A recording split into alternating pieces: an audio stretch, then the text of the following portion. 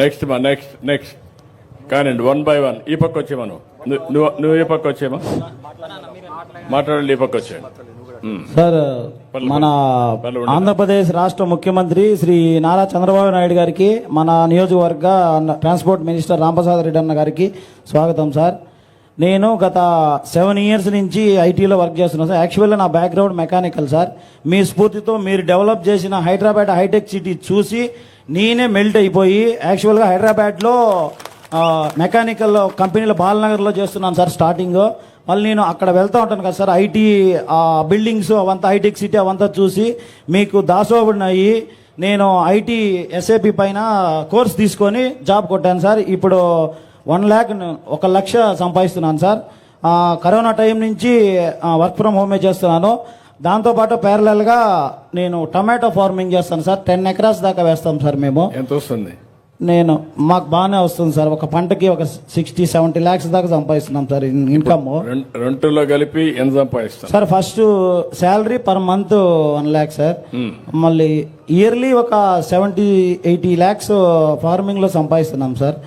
అది కూడా ఈ ఫార్మింగ్ లో ఒక పొలానికి ఒక 500-300 మందికి ఉపాధి కల్పిస్తున్నాం సార్. అందుకనే మళ్ళీ ఈ పార్టీ తరఫున కూడా కొంచెం కష్టపడుతున్నాం సార్ బాగా.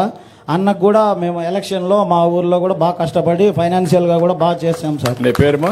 రెడ్డి ప్రసాద్ నాయుడు సార్, దిగవరాజు వారిపల్లి దేవపల్లి. రెడ్డి ప్రసాద్ నాయుడు విన్నారు.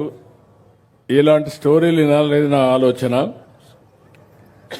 హైదరాబాద్లో మెకానికల్ ఇంజనీర్గా చేరి కొన్ని కంపెనీల్లో పనిచేసి హైటెక్ సిటీ గడిదాన్ని చూశాడు. నేనెందుకో ఐటీ ప్రొఫెషనల్ కాకూడదని మళ్ళీ రీఓరియంట్ చేసుకున్నాడు. అక్కడి నుంచి అతను చేసింది ఎస్ఏపీ నేర్చుకున్నాడు. అక్కడి నుంచి ఉద్యోగం చేస్తూ ₹1,00,000 సంపాదిస్తున్నాడు. దాంతో తృప్తి పడలేదు.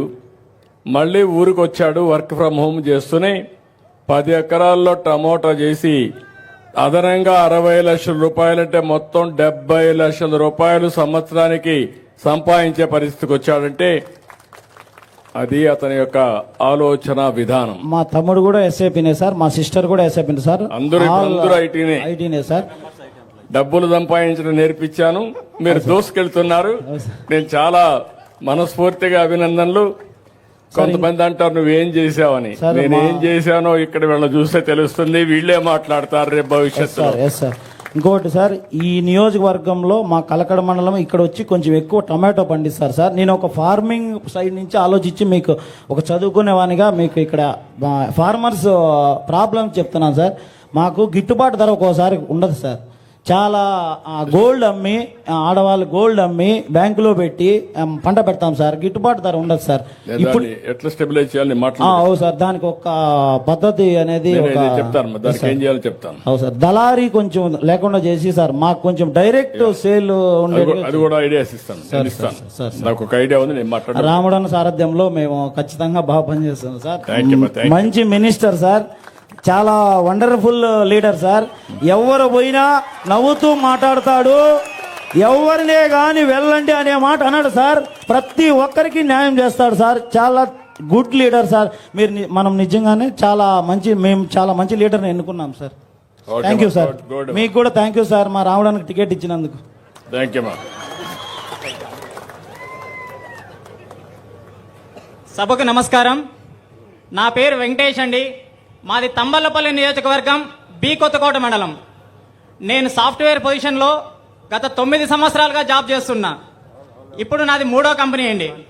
ఫస్ట్ నేను ₹8,000 ఉద్యోగం చేశాను బెంగళూరులో.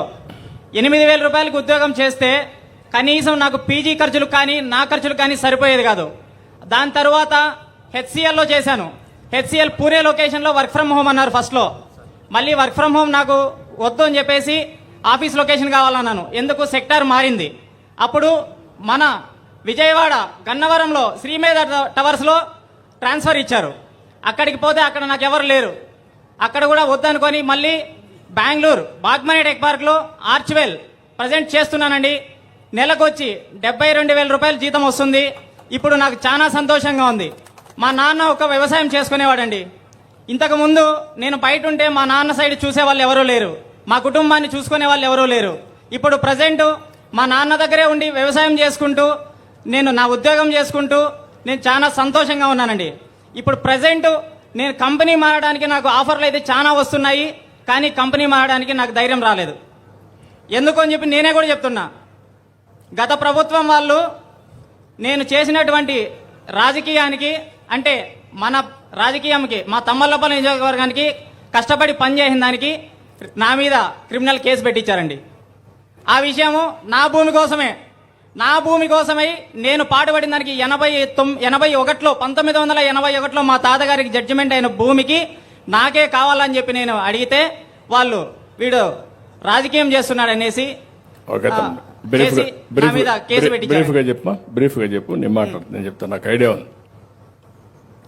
వర్క్ ఫ్రమ్ హోమ్ ఇచ్చిన దానికి నేను చాలా సంతోషంగా ఉన్నానండి. నేను మరొకసారి మన ముఖ్యమంత్రి వర్యులు చంద్రబాబు నాయుడు గారికి, మన మంత్రివర్యులు రాంప్రసాద్ రెడ్డి అన్న గారికి, అదేవిధంగా మా నియోజకవర్గ ఇన్ఛార్జ్ అయినటువంటి జయచంద్రారెడ్డి గారికి నేను ప్రతి ఒక్కరికి సభాముఖంగా ధన్యవాదాలు తెలియజేసుకుంటానండి. నాకు ఈ అవకాశం ఇచ్చిన మీకు, మన స్టేజ్ మీద ఉన్న పెద్దలు అందరికీ సభాముఖంగా కృతజ్ఞతలు తెలియజేసుకుంటానండి. Thank you. ఇంకా బ్రీఫ్గా 1 minute, టైం తక్కువ ఉంది. సభకు చేసిన పెద్దలకు ప్లస్ ప్రజానికానికి నా నమస్కారం అండి. నా పేరు యువరాజు యాదవ్. నేను బెంగళూరులో సాఫ్ట్వేర్ ఇంజనీర్గా పనిచేస్తున్నాను. ప్రజెంట్ వర్క్ ఫ్రమ్ హోమ్ చేస్తున్నాను. నా పర్ మంత్ సాలరీ ఒక నెలకు జీతం వచ్చి 6,37,000 పడుతుందండి. కటింగ్లు పోంగా నా ఓవరాల్ సాలరీ 93 లక్షలు సంవత్సరానికి. నేను ఎంత వస్తుంది? సంవత్సరానికి 93 lakhs సార్.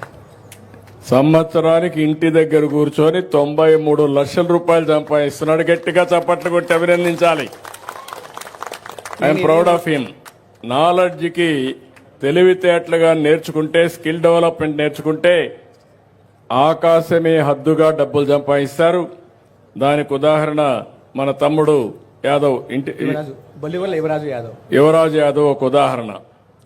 మీకు ఇవన్నీ నిజమా కళ అని అనుమానం ఉంటుంది. మీ ముందు నుండే వాస్తవాలు ఇవి. కాబట్టి ఇవన్నీ కూడా గుర్తుపెట్టుకోవాలి. నేను మాట్లాడుతుంటే చాలా మంది నన్ను ఎగతాళి చేస్తూ ఉంటారు.